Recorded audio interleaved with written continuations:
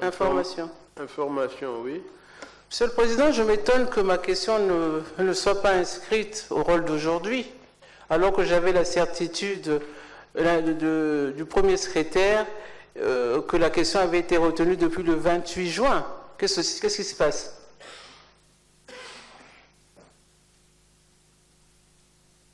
Bien, malheureusement, cette question n'est pas dans le rôle d'aujourd'hui. Bon, ben d'accord, alors je vais faire une conférence de presse parce que ce que j'ai à dire est très important et vous ne voulez pas l'entendre. C'est ça qui est navrant. C'est vraiment navrant que dans ce pays, on ne veuille pas s'entendre parler. On ne s'écoute pas. Pourquoi vous bloquez cette question? C'est parce qu'il s'agit du Rwanda? Mais il faut parler du Rwanda, justement. Parce que c'est grave le problème des terres. D'accord, je vais faire une conférence de presse, au moins j'expliquerai aux Congolais pourquoi je n'ai pas pu parler à l'Assemblée et que recouvre le problème du Rwanda. Je vous remercie. Honorable Premier secrétaire. Merci, Honorable Président. Nous avons des contraintes. Cette question a été abondamment débattue ici, dans cette salle. Et comme nous avons à la fois les limites de temps, et nous pensons que la question a été abondamment traitée ici, d'autres collègues ont posé des questions, nous avons la mission, en tenant compte du temps, d'harmoniser. Nous ne pouvons pas revenir à chaque fois sur les mêmes questions parce que d'autres collègues ont aussi d'autres préoccupations. Cette question a été posée plusieurs fois ici. Le Premier ministre est intervenu plus d'une fois et a donné des réponses. Et puisque nous avons la mission de faire que d'autres questions arrivent également, on ne va pas à chaque séance revenir sur la même question. C'est la réponse simple. Merci. Question. Si je repose la question, parce qu'il n'y a pas les réponses à cette question, on élude. On élude. Qu'est-ce que vous voulez nous cacher? Tout ça, ça veut dire qu'il y a quelque chose de... Il y a une anguille sur roche pour le problème du Rwanda. Mais c'est un problème sérieux pour le pays. Même si on devait poser la question 10 fois, il faut s'écouter. Ne faites pas comme si vous avez réponse à tout ou si ce pays vous appartenait à vous tout seul. Il s'agit des terres. Et il s'agit du Rwanda. On sait ce que c'est que le Rwanda. D'habitude, il y a 19 intervenants ici quand on fait les questions orales. Il y a 22 questions ici quand on fait les... Pourquoi aujourd'hui, tout d'un coup, il y en a trop? Pourquoi vous avez peur de ma question? Pourquoi vous avez peur de cette question? Si on n'a pas trouvé réponse aux questions, il faut écouter les députés poser des questions. Je ne parle pas à mon nom, je parle au nom de gens qui m'ont envoyé ici, aux populations qui m'interpellent sur ce sujet. C'est allons seulement. On ne peut pas faire allons seulement avec les terres. Monsieur le Président, je vous demande de prendre en compte ma question parce qu'elle est d'importance. Et je sais que la question a circulé, je sais que même le Premier ministre est au courant de questions que j'ai posées. Donc il est prêt, il parle de ce problème depuis 3-4 mois, donc il n'a pas besoin de temps pour se préparer. Les réponses, si elles sont évidentes, il les énoncera clairement. Donc laissez-moi poser ma question. Il n'y a que 9 intervenants. Non, mais on n'a rien à cacher. Ah ben si. Sur cette question, Mais si, mais si. le Premier ministre a abondamment parlé. Il a même sous-traité la communication au Rwandais maintenant. C'est l'ambassadeur du Rwanda qui nous insulte, c'est le ministre rwandais qui vient maintenant éduquer les Congolais. Vous trouvez ça normal? Vous irez faire la même chose au Rwanda? Parce que le vrai problème, c'est qu'il y a un discours sur les terres à Brazzaville et il y a un discours sur les terres au Rwanda. Qui ment? C'est ça le vrai problème. Qui ment? S'il y a un problème, réglons-le. Si nous devons de l'argent au Rwanda, eh bien, remboursez-le. En ce moment, nous avons des problèmes. Mais donnons-leur un prix de pétrole. Mais surtout, ne donnons pas nos terres. Ces terres sont compromises. Vous suivez les propos des Rwandais. L'ambassadeur lui-même parle d'acquisition de terres le 21 juillet 2021. Il parlait d'acquisition sur leur site. J'ai les papiers. La télévision rwandaise parle de 980 km² de terre reçue du Congo. Et quand on est au Congo, on nous parle de cession de terre, autorisation express d'occuper et bon amphithéotique. Mais qui dit la vérité là-dedans? mettons le poisson sur la table et cherchons les arêtes pour sortir ce qui est dangereux pour notre pays. Pourquoi vous ne voulez pas le faire? La vérité est toute simple, on a cédé des terres à personne. Mais c'est vous qui le dites. Ce n'est pas ce que dit le Rwanda. Bon, de toute façon, Monsieur le Premier ministre, moi je vous ai entendu plus d'une fois expliquer ce qui se passe sur cette question. De façon exceptionnelle, je vais demander à l'honorable Mounari de poser sa question. Merci, Monsieur le Président. Il ne faut pas faire un mystère. Merci, Monsieur le Président. Je vous reconnais bien là. Merci beaucoup. Il ne faut pas faire un mystère. Merci beaucoup, Monsieur le Président. Je sais que le Premier ministre est prêt puisqu'il en parle à tout bout de champ. Bien. Quitte à tordre le cou au règlement intérieur, j'autorise en tant que président que l'honorable Mounari pose cette question et je sais que le Premier ministre a les réponses qu'il faut. Honorable Mounari, c'est la dernière, c'est exceptionnel, j'ai pris ça sur moi. Merci beaucoup, Monsieur le Président. 1000 fois merci. Ma question s'adresse donc au Premier ministre, chef du gouvernement. Monsieur le Premier ministre, il y a plus de 3 mois, les évêques du Congo ont été pris à partie par l'opinion publique nationale et la diaspora congolaise. Le fait était consécutif à un communiqué publié par eux à la suite d'une rencontre avec vous et quelques membres du gouvernement au sujet des terres congolaises promises ou compromises avec le Rwanda. Cette réaction du public est à la hauteur de l'isolement du gouvernement dont l'impopularité et la désapprobation atteignent quiconque vole à son secours. C'est dire que le sujet des terres est on ne peut plus grave. L'archevêque de Brazzaville a dû depuis lors rectifier le regard de l'Église en se mettant résolument du côté du peuple. De même, la concentration des attributions des terres dans le sud du territoire national, qui est eux aussi la zone la plus peuplée du pays, interroge le bon sens et intrigue la conscience. La qualité des terres promises ou compromises laisse perplexe. Par ailleurs, le contexte géopolitique sous-régional, marqué par la guerre à la frontière entre le Rwanda et la RDC, voisin avec lequel nous sommes liés par l'histoire, la culture et l'idiosyncrasie, est un motif d'interpellation plus qu'impérieux. C'est dans un tel contexte de conflit entre ce voisin et un autre État que votre gouvernement a choisi de conclure des accords militaires avec le dit État, soulevant les inquiétudes légitimes quant à ce choix dans la classe politique et dans les populations. Avec ces accords militaires, le gouvernement a signé d'autres accords engageant le territoire national dans des termes restés à ce jour inconnus des membres des deux assemblées.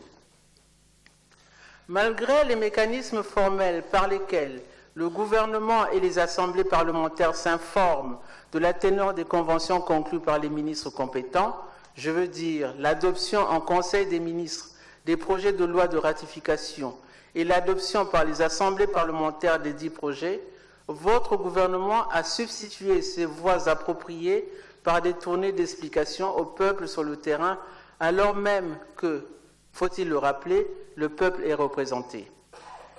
Nonobstant tous vos efforts de communication, par sa propre voix, le peuple congolais, à l'intérieur comme à l'extérieur du pays, ne cesse d'exprimer sa désapprobation à l'égard d'une collaboration avec le Rwanda. 2 raisons majeures justifient cet état d'esprit que je vais traduire ici en question.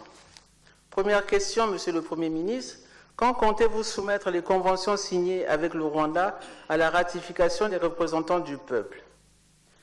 Deuxième question, Monsieur le Premier ministre. À l'évidence, les 2 pays signataires ne parlent pas de la même chose. Pour le Congo, il s'agit, pour vous-même, Monsieur le Premier ministre, de l'autorisation expresse d'occuper, et pour le ministre de la Coopération nationale et de la promotion du partenariat public-privé, de baux amphithéotiques. Le Rwanda, quant à lui, parle de cession de terre et réclame à cet effet les titres fonciers. Qui dit vrai? Merci, Monsieur. Merci beaucoup. Merci. Merci beaucoup. C'est plus qu'une Bible. Hein,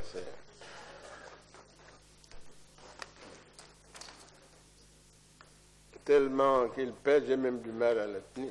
Si vous permettez que je remette un dossier à la disposition de l'honorable Mounari, honorable président. Si elle le désire.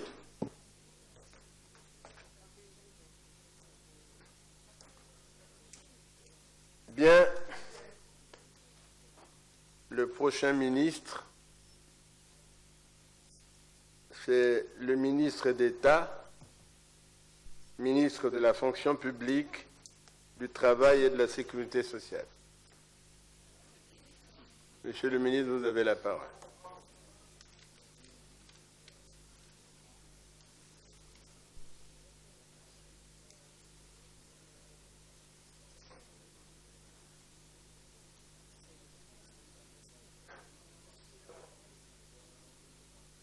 Elle a la chance, elle a ce beau teint-là avant tous les députés. Honorable Mounari, vous avez la parole. Merci, Monsieur le Président. Je veux commencer par remercier le Premier ministre pour sa réponse rapide quant à ma première question, qu'il dit d'avoir découvert dans la salle. Merci pour le beau teint. Ce beau teint, Monsieur le Président, Monsieur le Premier ministre, répond à ma première question qui demandait que vous mettez à notre disposition les conventions signées avec le Rwanda. Ma deuxième question, vous ne l'avez pas abordée. Celle qui souligne la non-concordance de vue quant aux terres promises ou compromises avec le Rwanda. Vous-même, Monsieur le Premier ministre, parlez d'autorisation express d'occuper. Votre collègue du gouvernement parle de baux amphithéotiques. Les Rwandais demandent par l'acquisition de cessions ou de dons de terres faites par le Congo. Ma question était, qui dit vrai? Alors, Monsieur le Président, pour faciliter la compréhension de nous tous, parce que ce qui est important ici, c'est d'éviter de dire on va vite ou de respecter la sagesse populaire qui dit quand on va seul, on va très vite, mais si on va aller loin, allons ensemble. Alors, merci de nous permettre d'aller ensemble ce soir. Nous allons faire le point des éléments de langage de la partie rwandaise destinés au peuple rwandais, parce que c'est ça la différence. Les Rwandais ont un discours pour eux là-bas, mais quand ils viennent ici, ils ont un autre discours. Quels sont les éléments de langage rwandais pour la partie rwandaise? Le 27 juillet 2021, sortant d'une visite de courtoisie à Monsieur le ministre d'État, ministre des Affaires foncières, Monsieur l'ambassadeur Théoneste Muchinda Chaka, publié sur le site officiel du Rwanda, sous le titre « Acquisition des terres en République du Congo ». À cet effet, je cite ce qu'il dit « Je viens spécialement demander les actes de terre que le gouvernement congolais a donnés à l'État rwandais dans le cadre de la coopération Sud-Sud. Comme son Excellence, M. Denis Sassou Nguesso, président de la République du Congo, a mis en avant le développement de l'agriculture. Le Rwanda est prêt à travailler avec le Congo pour le développement de l'agriculture, a indiqué l'ambassadeur. Il poursuit, toujours sur leur site, je n'invente rien, le lien facile à trouver. Nous avons enregistré toutes les terres cultivables et non cultivables. Chaque citoyen, entendu citoyen rwandais, a son titre de propriété. Nous avons aussi développé une plateforme de gestion. Vous n'avez pas besoin de venir dans la capitale pour transférer un titre de propriété. Nous avons discuté avec le ministre d'une visite à effectuer au Rwanda pour partager l'expérience avec son homologue. De quel titre de propriété parle-t-il et de quelle terre parle-t-il? Il n'y a que eux qui le savent. Pour conclure cette rencontre avec le ministre d'État, il dit « Le ministre d'État des Affaires foncières et du domaine public, chargé des relations avec le Parlement, Pierre Mabiala, a signifié que ce dossier sera débattu en Conseil des ministres. » Et le ministre était étendu sur tout le bien qu'il pensait du développement du Rwanda, ce que nous avons tous en partage. Le 22 juillet 2023, annonce de la signature de 33 instruments juridiques devant les deux chefs d'État lors de la visite du président de la République à Kigali. Je viens de le comprendre en regardant ce dossier que c'est l'ensemble des textes qui nous lient avec le Rwanda et pas des textes qui auraient été signés au cours de ce séjour seulement. Mars 2024, une chaîne de télévision rwandaise rendait publique la cession de 980 km² de terre faite à eux par le Congo. Telles sont, en résumé, les informations connues des autorités rwandaises et des populations rwandaises. Et le Rwanda est à 3180 km de Brazzaville. Considérant que les États n'ont pas d'amis, mais des intérêts, pouvez-vous nous dire, Monsieur le Premier ministre, ce que le Rwanda donne au Congo en échange des avantages exorbitants que vous lui avez accordés? Il y a forcément une contrepartie. Mais laquelle? La violence du rejet de toute collaboration avec le Rwanda manifestée par les Congolais fait changer le discours du ministre des Affaires étrangères et de la coopération internationale du Rwanda et de l'ambassadeur du Rwanda d'ailleurs, du moins les propos qui tiennent sur notre territoire. Il s'oppose ainsi de sous-traitant de la communication du gouvernement congolais à l'attention des populations congolaises, particulièrement les jeunes. Ce que pour ma part j'ai trouvé insultant, et on ne se mêle pas de la politique intérieure d'un pays. Ce n'est pas ça les relations diplomatiques.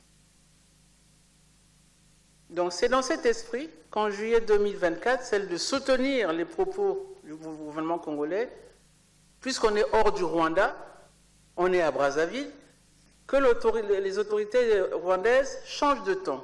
Le ministre des Affaires étrangères, leur ministre des Affaires étrangères, déclare que la cession des terres est une invention de l'opposition congolaise et que l'accord entre les deux pays participe d'un partenariat économique gagnant-gagnant. Je voudrais savoir ce que le Congo a gagné là-dedans. Et ne me parlez pas des emplois pour planter le ricin, s'il vous plaît. C'est trop léger, s'il vous plaît. Ma crainte dans cette cacophonie est que dans 50 ou 100 ans, quand nous ne serons plus là, nous tous, qui sommes ici, qui signons les papiers à tort et à travers, que les Rwandais viennent de revendiquer les terres qu'ils auraient achetées, puisque l'ambassadeur lui-même parle d'acquisition de terres. Ce n'est pas moi, je n'invente rien. Il faut bien observer et comprendre le fonctionnement du Rwanda, mes chers frères. C'est très dangereux. Ils vendent aujourd'hui des matières premières qu'ils ne possèdent pas sur leur terre. Des matières premières qu'ils pillent en RDC, où ils ont tué, mais qui tuent des dizaines de milliers de morts dans ce pays. Faisons attention que demain, ils ne viennent pas occuper les terres chez nous, en nous faisant la guerre. La RDC résiste encore aujourd'hui, mais nous sommes à peine 5 millions. On va résister aux guerriers rwandais? Nous qui n'arrivons même pas à nous défaire de nos bébés noirs. Bon, je commence. Donc, je n'ai pas encore fini mon temps. Hein? Car le Rwanda, monsieur le Président, je vais terminer par là, car le Rwanda, avec ses 26 000 km², n'est pas plus grande que la cuvette ouest. Avec ses 13,8 millions d'habitants, une densité de 101 habitants au kilomètre carré. Une information. Elle était en train de conclure, là. Mais laissez-moi conclure, honorable. Oui, il y a une information, passe avant. Oui, oui, information, oui. Ah, pardon, excusez-moi. Merci beaucoup. Honorable Président, je voudrais faire un rappel au règlement. Article 165, alinéa 1, 2, 3, 4e alinéa. Vous avez la sécurité des débats et vous pouvez accepter une dérogation, mais ce n'est pas un principe. L'article dit quoi? Après la réponse du ministre, le président organise le débat au vu de la liste des orateurs inscrits et donne la parole à chacun d'eux pour le temps de parole qui lui est imparti. L'auteur de la question a priorité d'intervention pour 5 minutes au plus. Mais apparemment, ce n'est pas ce qui se passe. La dérogation n'est pas un principe. Elle est en train de conclure. Merci, honorable Oui, président. honorable Mounari, concluez s'il vous plaît. La vérité fait peur dans ce pays parfois. Hein. Je vais conclure, Monsieur le Président. J'étais en train de dire que le Rwanda a 26 000 km², c'est pas plus grand que notre cuvette ouest. Ça, vous l'avez déjà dit. Ah ben j'avais même oublié, vous savez, les gens qui interviennent comme ça, enfin bon, c'est peut-être à dessein. Monsieur le Premier ministre, gouverner c'est prévoir. Si nous avons pris de l'argent au Rwanda, remboursons-le avec des intérêts comme chez les usuriers, mais pas en cédant nos terres. Comme aujourd'hui notre pays a des difficultés financières, donnons-leur un de nos puits de pétrole, mais ne touchons pas aux terres. Pour l'amour du Congo et pour l'amour des générations futures, ne vendons pas nos terres. Les Rwandais sont des personnes très, très dangereuses en matière de terre. Regardez ce qu'ils font en RDC. Merci beaucoup. Bien. On n'a pas vendu les terres. Mais Monsieur le Premier ministre, vous n'en avez pas la preuve. Pourquoi ils ne disent pas la même chose au Rwanda? Pour les Rwandais, ils ont des terres. Vous dites que vous n'avez pas vendu. Dans 100 ans, vous serez là pour dire nous n'avons pas